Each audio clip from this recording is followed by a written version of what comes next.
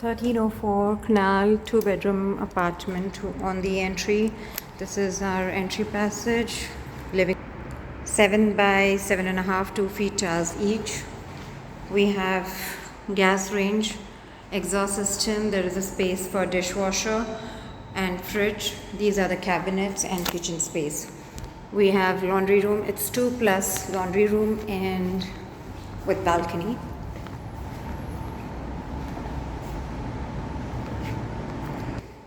On the entry, guest washroom with single sink and storage beneath. Laundry room is nice and it can be used as storeroom as well. As we enter, we have a single sink, storage and a standing shower. Behind the door, we have 3-door wardrobe made with the lower handles, operable for the kids as well. 7 by 6.5, 2 feet tiles each, with an open view. Entry to master bedroom. Master bedroom has bathtub, single sink, storage beneath the sink and a standing shower. Walk-in wardrobe, 5-door.